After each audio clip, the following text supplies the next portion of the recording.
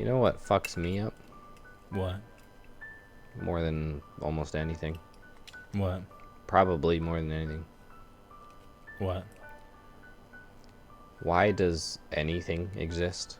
Why is there a reality? Yeah. Why is a weird question to ask with regard to existence of things. Well, right, but why is there something rather than nothing? Like, I'm not even saying, why are humans here? I don't think we're here for any I don't think it's by design, but like, it's just, it's weird for me to wrap my head around the idea of there being anything at all. Of there being, of anything existing, of there being any type of reality. Like, why? It's so weird. It's interesting why someone would ask that question. Like, what prompts someone to be curious? What part about being a human means that you would care to know why everything exists? You see what I'm saying? Yeah, I do see what you're saying. Sorry about this. No, you're good. I'm just keep yawning too. Like, what does it say about us? Like, maybe we want to. What we like to make tools and make things more efficient. And so, what do we stand to gain from thinking about why everything exists? Well, right. I don't think we stand to gain anything. I think it's just a side effect That's of what I was thinking. what we are.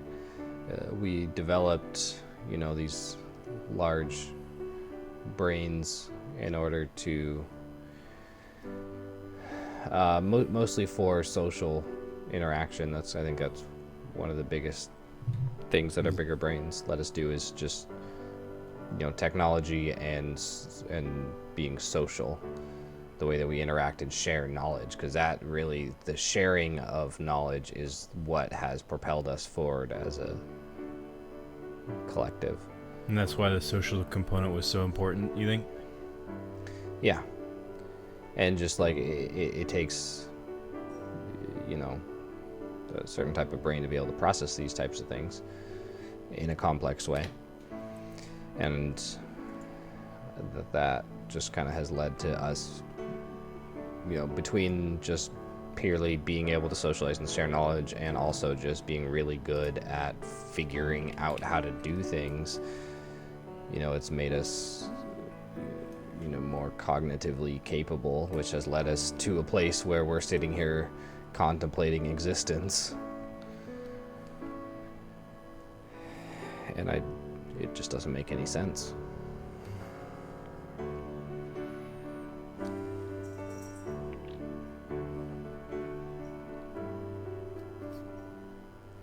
And for me, it makes it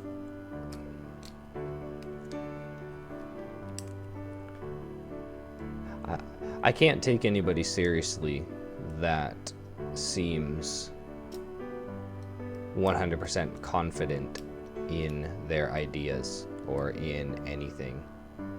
Even if it's the laws of, the quote-unquote laws of physics that we have. Right. If you look at reality and just how it doesn't even make sense down at its core, and then you compare everything that we know about reality and our universe to us, like the chances that we have even a tiny fraction of it figured out, in my opinion, is so slim. Like we're just applying leeches. Right. Like that's what it's going to look like down there. We're doing the best we can. That's so funny. Exactly. Like I think that's where we are. Like You know what's interesting is What? that some of the most confident people in what they believe, they're some of the top scientists, and they're also some of the top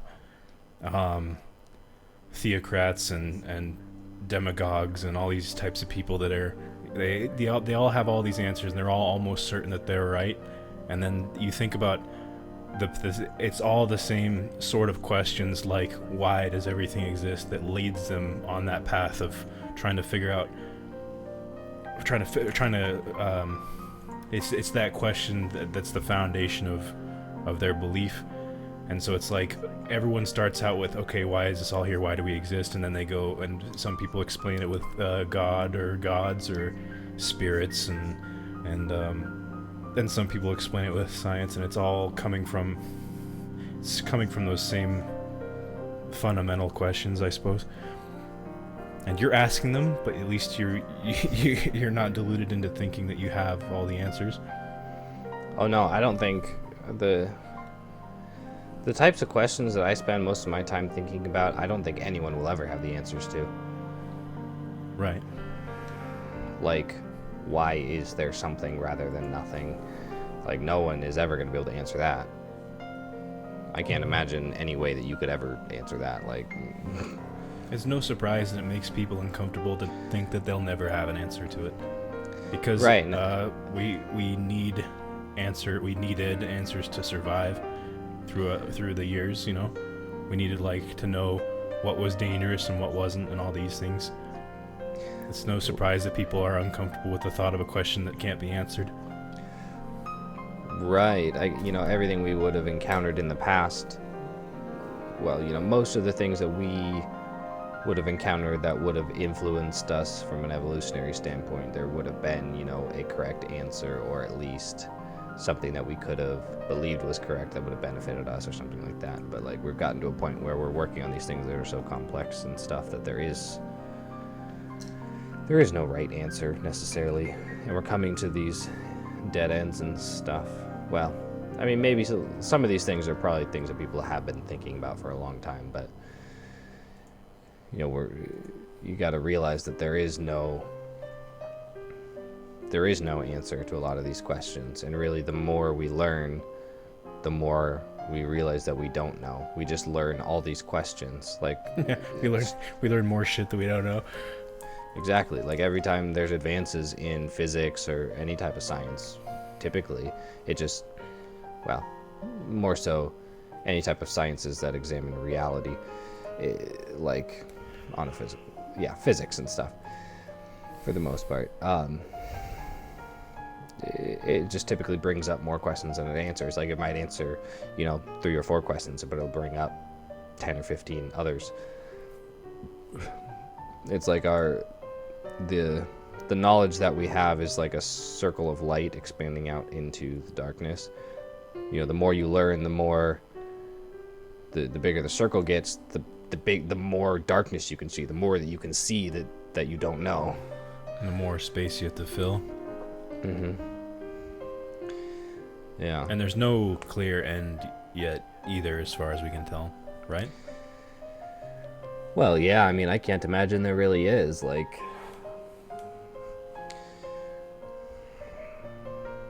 Because you can never prove that you're at the end of it. You can never say for certain that there isn't something past that. If you were to say prove that we are in a simulation, well, that doesn't answer the nature of reality. What about what about that reality? Where did it come from? The domain What's that it the doing simulation's there? being run in. Right. Which is about that then. We don't learn about that. Exactly. It's God is all powerful and all knowing. Well, who created God? Maybe a bigger God. I don't know. Exactly. God just always existed. Well, why can't everything have always just existed? You know what I mean? Yeah, that's the one issue that I remember having with religion from a very young age. Is just that never made sense to me. It's how can, what was he doing before all this other stuff? You're gonna tell me that he just was there? And why can't I think they're saying now something, this is my kindergarten understanding of it, but they're saying, the Big Bang is maybe something that it's like an iterative cycle that happens over and over, with new takes on physics and things like that each time. It's the universe is constantly blowing up and then cooling and collapsing on itself repeatedly over and over, which really almost, it's so defeating to think that maybe is just what the universe is and will never be. Because I can't imagine humans figuring out a way to broadcast their existence to a new, like beyond heat death of the universe, into a new, into the next iteration of the cosmos, I guess, because like how could we? And then maybe we could, and then what then? Okay, so we just we exist on this continuous cycle of the universe exploding, and you know, trillions and, well, probably far more than trillions of what we'd call years. It's like, fuck, man. And then people are saying, oh well, God invented everything. Okay, well, who invented God, and who invented that creature or whatever, or that circumstance that brought about God, and so on. It's like there is unanswerable things, I suppose. Exactly. And yeah, that is one theory, that the universe is on a cycle. So one thing that led to people coming to that conclusion was that it seemed like the expansion of the universe was slowing down, which would make sense. So, you know, the Big Bang happens, everything explodes over time because of gravity, everything's attracted towards each other, so it's going to resist, it's going to act like friction against that expansion, and eventually it'll get to the point where it starts to reverse and gravity's pulling everything back together. It all combines down into one single point, like what was potentially there before the Big Bang, and then bang, it goes again, and just it's a cycle.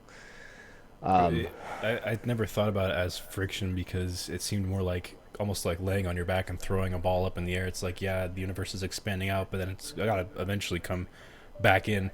The ball, for example, falling back into your hand after you've thrown it up in the air, you know what I mean?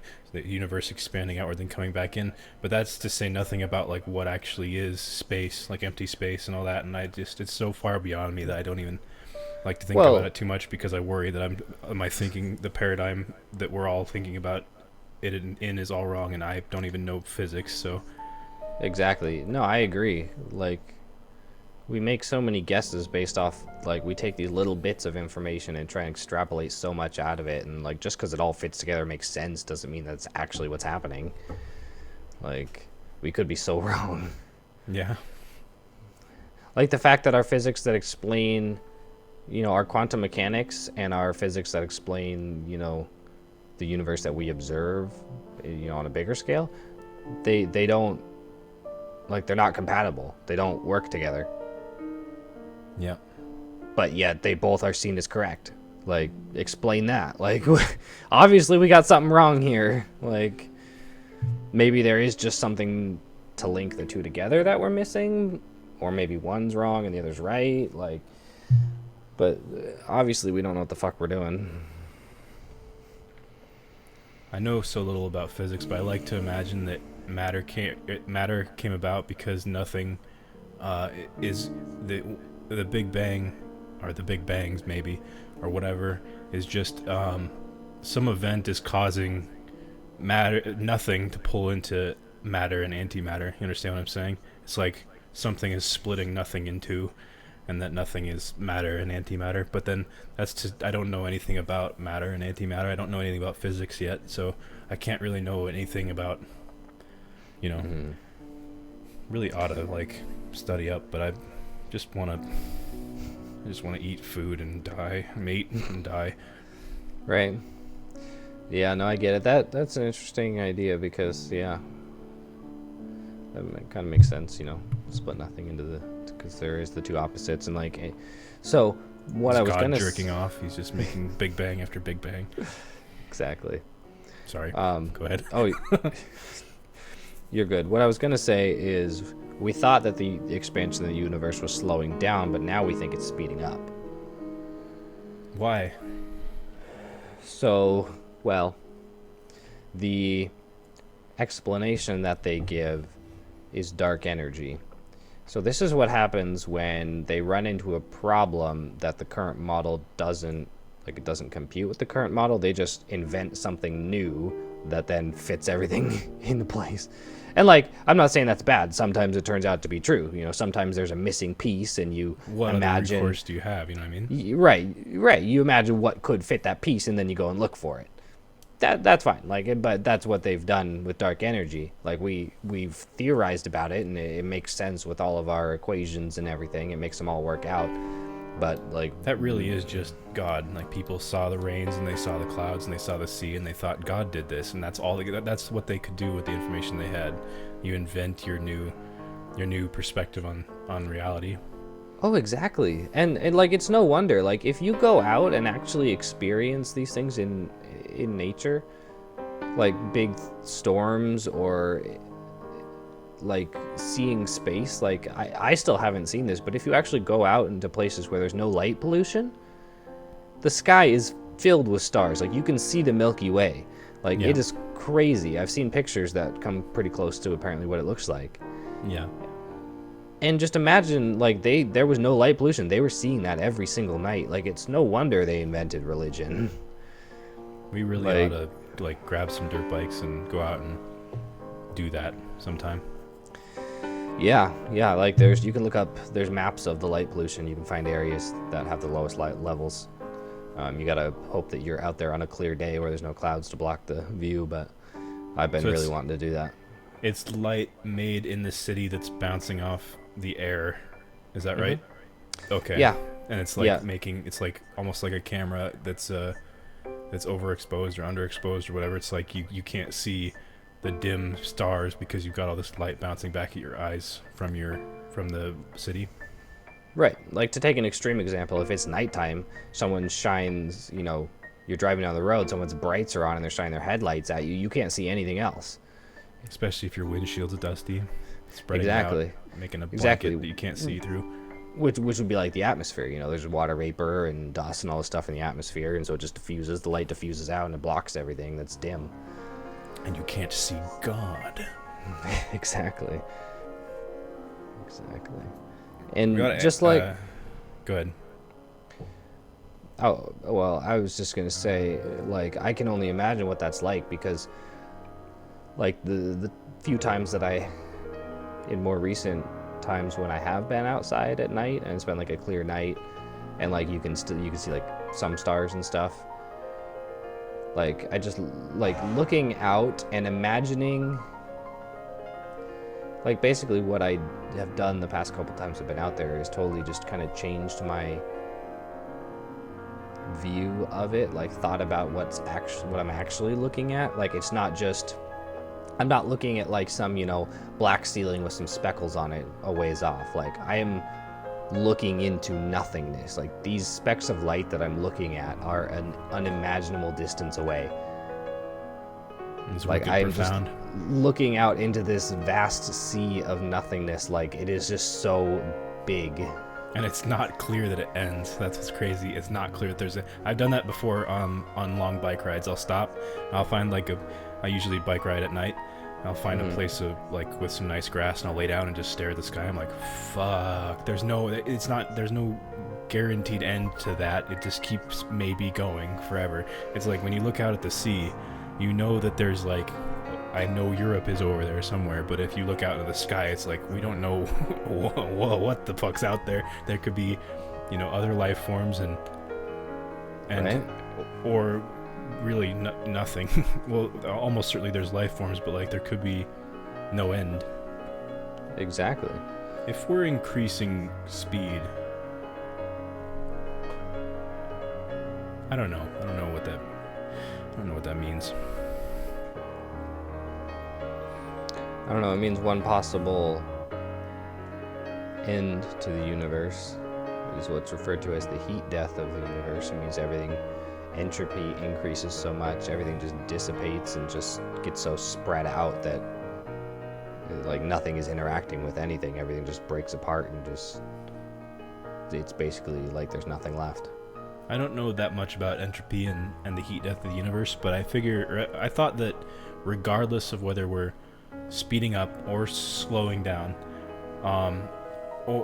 or something that's really doesn't fit either of those ideas, I think that isn't the heat death of the universe guaranteed regardless? Or is it like an ecosystem of energy and all this? Well, so the heat death of the universe is where everything spreads out so far that nothing can interact anymore. Entropy is basically, you can think of it just as like a measure of chaos in a system. I had heard that explained, but I don't understand what chaos here means because So it seems so ill-defined unless there's some big group of papers on it or something. order is the opposite of, from my understanding, which could be wrong. Order is the opposite of entropy. Humans fight against entropy. We take things and we put them in order and we make things out of them. Entropy is the process of them decaying and falling apart.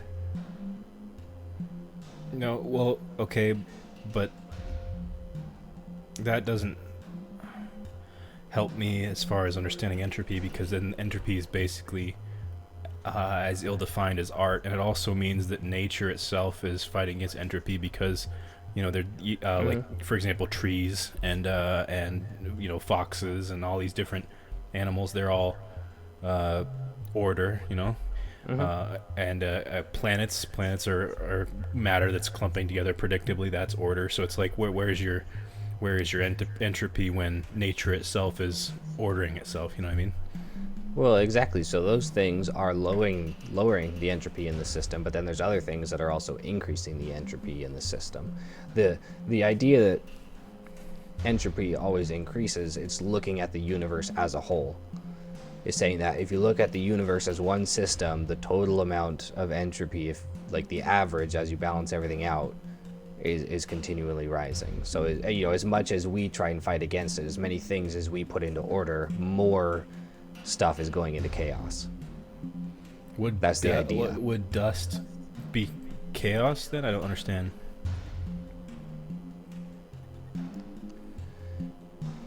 What is an example of chaos? Okay, so you have, okay, think of a pool table. When you start with the balls racked, they're sitting there, they're ordered. They're, you know, there's order on the table. They are not moving around, they're in their spots. As soon as you hit the cue to break it, you just increased the entropy. It's all random, everything's going all over the place. Like, there's no order to that system anymore. So what matters to whether or not something is random or chaotic, it really matters who is the beholder of it, like what perspective is being, because so from a human perspective, hitting the balls is like increasing chaos. But like it might be there, it's a you need to be a human to understand that hitting the balls makes chaos, because it might be disorderly to keep things together for some species or whatever. I don't know. Because the difference between the way, I guess maybe I'm missing the mark, but the difference between them being together and being far apart is the disorder, right? And what direction they're going in matters to what direction. The fact that they don't seem to be going in a predictable direction matters to us, right? Exactly. Because yeah. they're unpredictable, but unpredictability might be a virtue or something, right? It could be. I don't know. I mean, it could be, but that doesn't change what entropy is. Entropy is kind of more of an abstract concept, I suppose.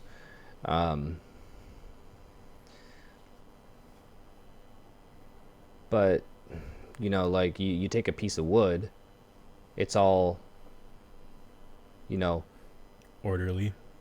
yeah, you know, if you look at that as your orderly starting point, once you set it on fire, the atoms from that and the molecules, they're all getting ripped apart, they're going all over the place. There's, you know, CO2 and carbon monoxide getting released and going out into the atmosphere, interacting in random ways. There's, you know, smoke particles, stuff's going all over. There's heat energy going out. It's all just breaking apart randomly and going all over the place. There's more chaos. That's a better example of your perspective mattering a lot, because if you want to evenly spread out everything that makes up a piece of wood, you'd turn into a gas and let it mix and let it you know, sort of percolate out in all directions and evenly mix with everything else to make a more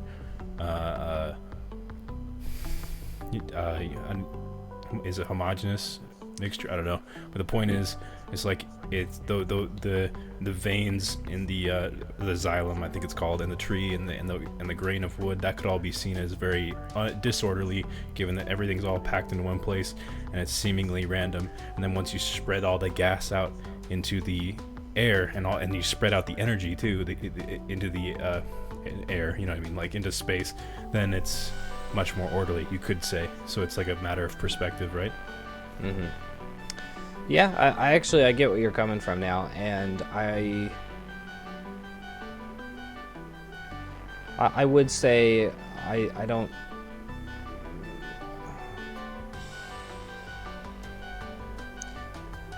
Yeah, I don't say, because I think right now they try and say that that's like one of the laws of thermodynamics or something, that Entropy is? I could be misquoting that, but some law of something is like the entropy always goes up or whatever, and I would agree. I think like that kind of might be kind of ignorant of us. It could just depend on your perspective, because, you know, if everything becomes all evenly spread out, and like you said, one homogeneous thing, isn't that the most order you can have? But in the classical ideas, you know, increasing the entropy more and more is what leads you to that. So well, yeah, but then from the perspective of a tree, it's like entropy is, or the order is gathering the minerals from the ground and the what is it, ATP and all that kind of stuff. You may organizing a nice big structure that's their body, you know. So from the perspective of a tree, having wood is like a lot less chaotic than having dust in the air, you know what I mean? But then exactly. I've been thinking, like, can unpredictability, going back to the pool balls example, because that's, I think, like, much more interesting, is like, can unpredictability be more orderly than predictability? And are we like, can you even, is the whole point of disorder is the meaning of disorder unpredictability, you know what I mean? Mm-hmm. Yeah, I get. Like, could you imagine a species where they rely on the fact that they rely on unpredictability in order to, I don't know, I don't even know what I'm saying. Yeah, I mean, no, we couldn't really imagine something like that, because that just, our brains are not wired that way. That doesn't make any sense to us. But that doesn't mean it's not possible. Like it could be a thing. I don't know. But what I do know is I gotta go deal with my laundry. All right. So